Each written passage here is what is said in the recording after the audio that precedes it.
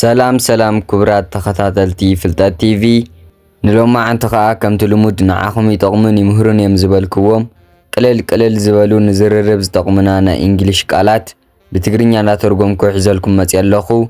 ንስኹም ከኣ ንዓይኒ ምትብባዕ ነዛ ቪድዮ ላይክ ናይዛ ቻነል ቤተሰብ ዘይኮንኩም ከኣ ቤተሰብ ንምዃን ሳብስክራይብ ብምግባር ጀምርዋ። ንሎማዓንቲ ሒዘልኩም መፅእ ዘለኹ ፓርት 27 እያ ትኸውን ዘላ ማለት እዩ። ካብ ፓርት 1 ክሳብ ፓርት 26 ዘይረኣኹመን ከኣ ንዕአን እውን እንዳኣተኹም ረእይወን እሰን እውን ብጣዕሚ ዝጠቕማን ዝምህራን ቪድዮታትን እየን። ሕጂ ናብ ናይ ሎማዓንቲ ትምህርተይ ከብለኩም።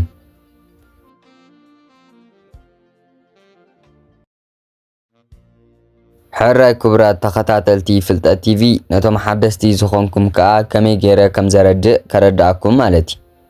እዚ ብላዕሊ ጽሒፈዮ ዘለኹ ብእንግሊሽ ከመይ ጌርና ከም ንጽሕፍ እየ ጽሒፈዮ ዘለኹ ማለት እዩ።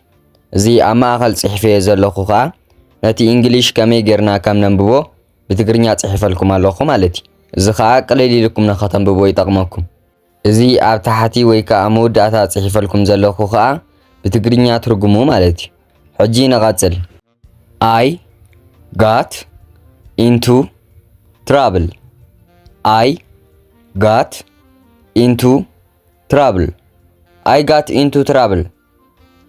ኣብ ሽግር ኣትየ ንምባል ንጥቀመሉ ማለት እዩ።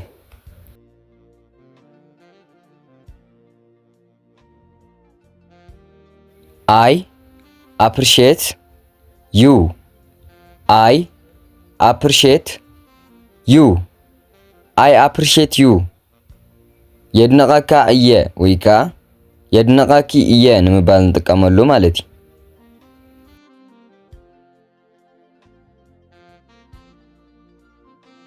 I appreciate her.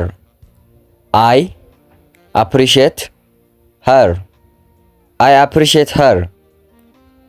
የድንቓ እየ ንምባል ንጥቀመሉ ማለት እዩ።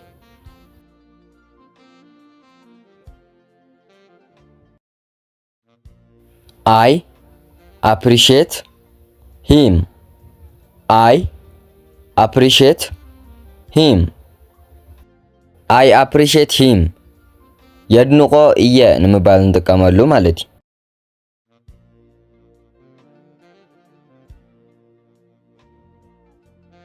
I earned a lot of money. I earned a lot of money. I earned a lot of money. ብዙሕ ገንዘብ ኣታዊ ረኺበ ንምባል ንጥቀመሉ ማለት እዩ።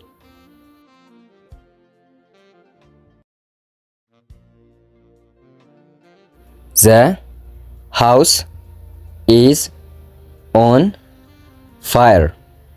The house is on fire. The house is on fire. እቲ ገዛ ሓዊ ነድድ ኣሎ ንምባል ንጥቀመሉ ማለት እዩ።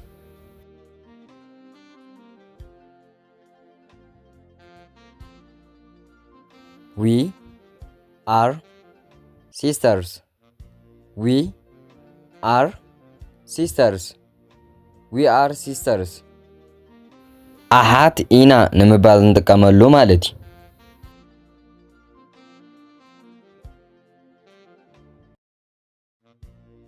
We are brothers. We are brothers. We are brothers. ኣሕዋት ኢና ንምባል ንጥቀመሉ ማለት እዩ።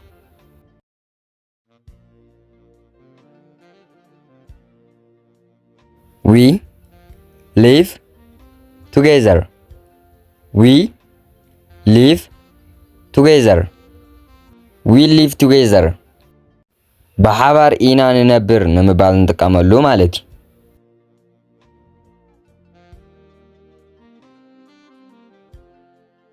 He was with me. He was with me.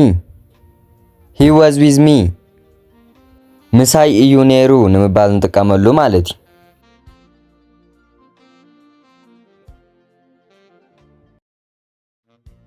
She was with me. She was with me. She was with me. ምሳይ እያ ነይራ ንምባል እንጥቀመሉ ማለት እዩ።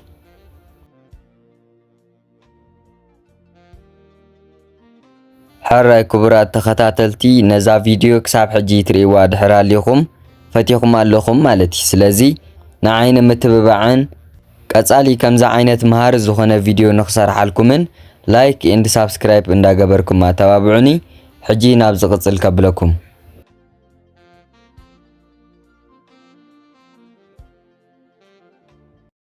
She disappeared. She disappeared. She disappeared. ጠፊኣ ንምባል እንጥቀመሉ ማለት እዩ።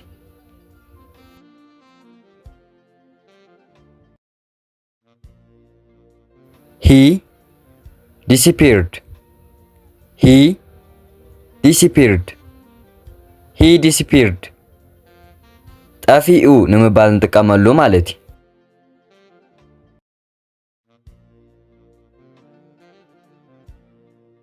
She is behind me.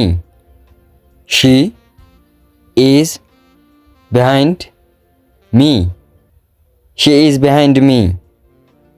ብድሕረይ እያ ዘላ ንምባል እንጥቀመሉ ማለት እዩ።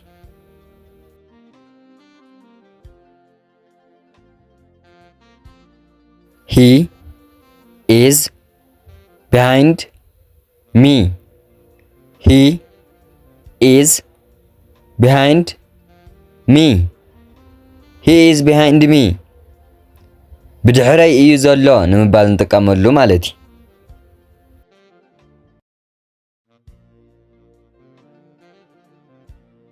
She is here. She is here. She is here. ኣብዚ እያ ዘላ ንምባል እንጥቀመሉ ማለት እዩ።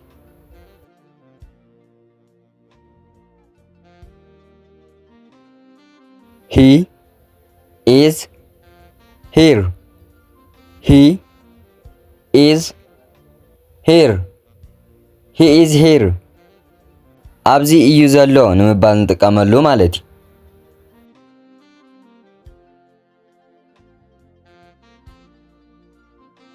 You can't hide for me. You can't hide for me. You can't hide for me. ካባይ ክትሕብእ ኣይትኽእልን ኢኻ ወይ ከዓ ካባይ ክትሕብኢ ኣይትኽእልን ኢኺ ንምባል እንጥቀመሉ ማለት እዩ።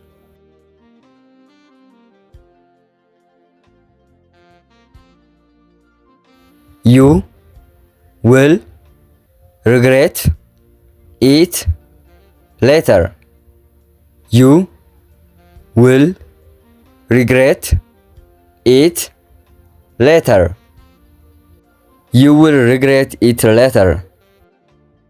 ንዳሕራይ ክትጣዓስ ኢኻ ወይ ከዓ ንዳሕራይ ክትጣዓሲ ኢኺ ንምባል እንጥቀመሉ ማለት እዩ።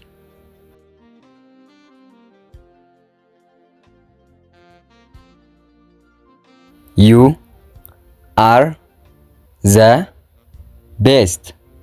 You are the best. You are the best. ብሉጽ ኢኻ ወይ ከዓ ብልጽቲ ኢኺ ንምባል እንጥቀመሉ ማለት እዩ።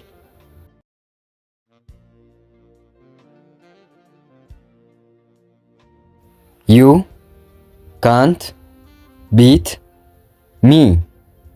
You can't beat me. You can't beat me.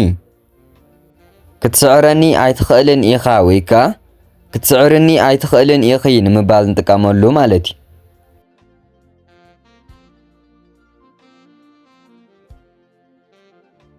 Everyone is happy. Everyone is happy. Everyone is happy.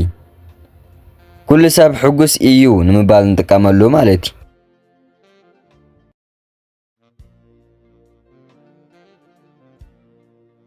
Everyone is sad. Everyone is sad. Everyone is sad. كل ሰብ ሓዚኑ ንምባል እንጥቀመሉ ማለት እዩ።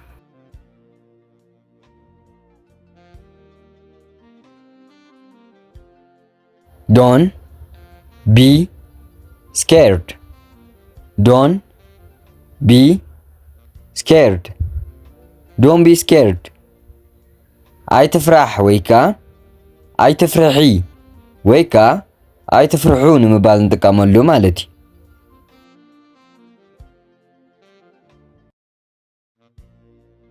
ሕራይ ክቡራት ተኸታተልቲ ካብ መጀመርታ ክሳብ መወዳእታ ሓቢርኩም ስለ ፀናሕኩም ብጣዕሚ እንዳመስገንኩ ካልእ ነዛ ቪድዮ ላይክ ነዛ ቻነለይ ከዓ ሳብስክራይብ ብምግባር ወድእዋ ኣብ ዝቕፅል ቪድዮ ክሳብ ንራኸብ ቻው